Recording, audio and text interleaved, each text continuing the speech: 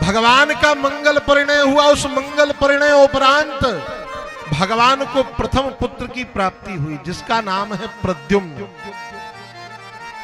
प्रथम पुत्र हुआ भगवान को। प्रद्युम्न का क्या अर्थ होगा? कहे प्रकृष्ट दुमन प्रकाश यस्य सः प्रद्युम्न। जिसने अपने जीवन में सुंदर प्रकाश को प्रकाशित किया हो उसे प्रद्युम्न कहेंगे।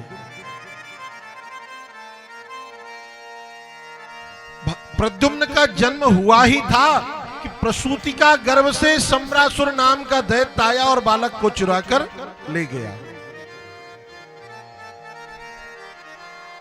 और जब बालक को चुराकर ले गया तो समुद्र मार्ग से वापस आकाश मार्ग से जा रहा था, समुद्र में बालक को फेंक दिया। जब बालक को फेंक दिया तो उस बालक को मछली निगल गई और मछुआरे मछली पकड़ने के लिए आए तो उस मछली को पकड़ करके सम्रासुर के यहाँ ही भेज आए भोजन के लिए। सम्रासुर के यहाँ भोजन बनाने का कार्य करती है विद्यावती। विद्यावती भोजन बनाने का कार्य करती। ये विद्यावती कौन है? ये विद्यावती साक्षात कामदेव की पत्नी रति है। और प्रद्युम्न जी जो कृष्ण के पुत्र हैं वह साक्षात कामदेव ही हैं।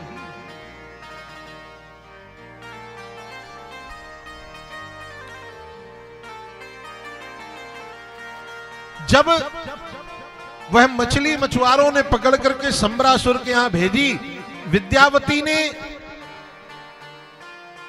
उस मछली के गर्भ से एक बालक को प्राप्त किया। जब बालक विद्यावती की गोद में आया उसी समय संत नारद आए। संत नारद ने कान में आकर के कहा, देवी जो तुम्हारी गोद में है ना यही तुम्हारे पति, यही कामदेव हैं।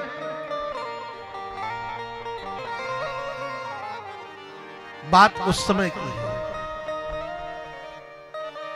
कि जब शिवती सर नयन उघारा और निरखत काम भयो जरी छारा।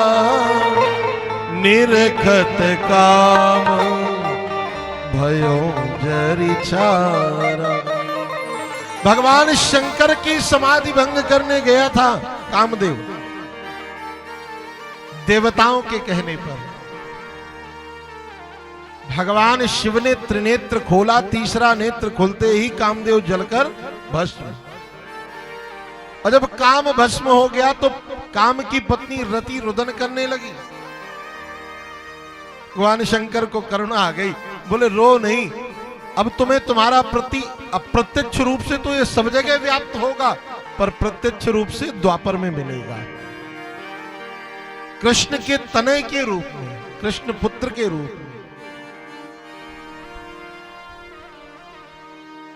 प्रद्युम्न जी बड़े हुए, बड़े होकर के और सम्रासुर का वध करके अपनी पत्नी विद्यावती को लेकर द्वारिका आ गए।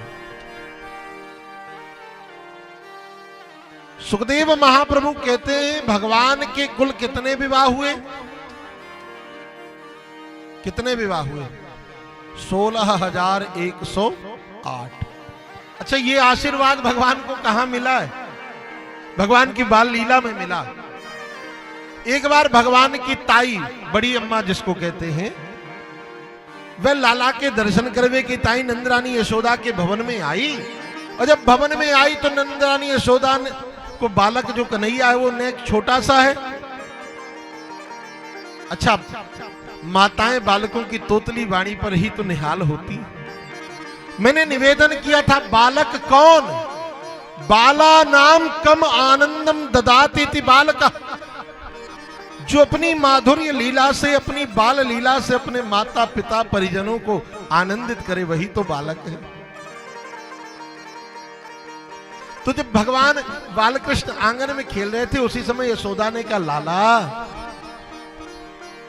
जीजी को प्रणाम कर, तेरी बड़ी अम्मा है। कन्हैया ने कही, कहां से बड़ी अम्मा है? बड़ी अम्मा? अब कन्हैया की उम्र 2.5 वर्ष की। अरे बड़ी अम्मा तो माने बड़ी सी अम्मा हो तो बड़ी अम्मा, ये तो उतना ही दिख रही जितनी तुम हो। तो कन्हैया ने कही मैं प्रणाम करूंगा तो क्या मिलेगो। भगवान की इन बातों को नंद रानी यशोदा सुनकर के आनंदित हो रही है और साथ में नंद रानी की जेठानी भी सुनकर आनंदित हो रही है। सो नंद रानी यशोदा ने खिलखिला के कहा लाला पता है तू बड़ी अम्मा को प्रणाम करेगा तो बड़ी अम्मा आशीर्वाद देगी तो तेरा ब्याह हो जाएगा। तब कन्हैया ने कहा अच्छा ब्याह हो जाएगा तब तो जरूर प्रणाम करेंगे। और सर रख करके कन्हैया ने साष्टांग प्रणाम किया। उसी समय कन्हैया की बड़ी मां ने ताई ने गोद में उठा लिया, माथे को चूमा, मस्तक को चूमा और कहा मेरे लाला के हजारन ब्याह हुए। कितने ब्याह हुए? हजारन ब्याह हुए, एक दो की कौन कहे। और वाह बड़ी अम्मा को आशीर्वाद आज सफल हो रहा। भगवान का दूसरा विवाह किसके संग हुआ? जामवंत की बिटिया जिन्हें जामवती कहते हैं, पर उसके पहले एक भूमिका बनी। एक दिन की बात, भगवान के भवन में द्वारिका में एक राजा है जिनका नाम है सत्राजित। सत्राजित राजा के पास एक ऐसी अद्भुत मणि है जिस मणि का एक वैशिष्ट्य है। क्या वैशिष्ट्य है? वह मणि 8 भार स्वर्ण नित्य प्रदान करती है। 8 भार समझ रहे हैं आप लोग? सब सयाने लोग हैं, सब समझते हैं। 8 भार माने 2 क्विंटल।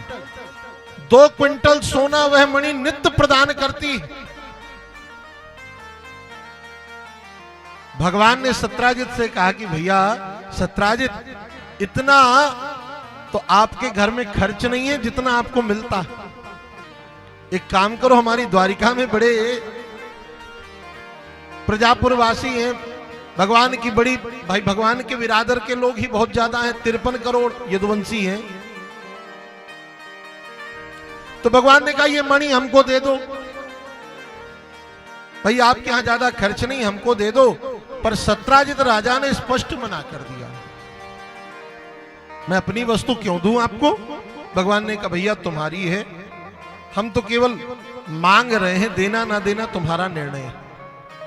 तो मना कर दिया। कालांतर में कुछ समय बीता तो सत्राजित के एक भाई है जिनका नाम है प्रसेनजित। क्या नाम है? प्रसेनजित। प्रसेनजित उस मणि को धारण करके जंगल में शिकार खेलने के लिए चले गए। और जब शिकार खेलने के लिए जंगल में गए तो वहां प्रसेनजित का युद्ध घनघोर जंगल में सिंह से हो गया, शेर से। परिणाम उस युद्ध में प्रसेनजित मारे गए और शेर ने वह मणि छीन ली। वह शेर कुछ दूरी तक गया होगा, उस शेर का भी युद्ध हुआ। किससे? भालू से, जामवंत जी से। जामवंत जी से युद्ध हुआ और जब जामवंत जी से युद्ध हुआ तो जामवंत ने सिंह को मार दिया और वह मणि छीन ली। उस मणि को ले जाकर अपनी परम लाडली बिटिया जो जामवती है उसे दे दी। ये जामवंत वही जामवंत हैं जो रामावतार में थे, ब्रह्मा जी के पुत्र। जब बिटिया को मणि प्रदान कर दी, बिटिया उस मणि से क्रीड़ा करने लगी, खेलने लगी। पर जब यहां राजा सत्राजित को पता चला कि मणि छीन ली गई, भाई मारा गया, तो उसने विचार किया कि हो ना हो मेरे भाई को मारने में गोविंद की परिणति है, गोविंद का हाथ है, क्योंकि गोविंद ने ही मणि मांगी थी। अब जब भगवान के कानों में यह बात पहुंची कि बिना मतलब का कलंक लग रहा है, तो भगवान ने अपने गुरुदेव गर्गाचार्य से, कुल पुरोहित से कहा महाराज बताओ तो सही, किया भी नहीं फिर भी कलंक व्याप्त हो रहा है। तो गर्गाचार्य जी ने कहा लगता है कन्हैया तुमने 14 का चंद्रमा देख लिया, इसलिए कलंक लग गया बिना किए का।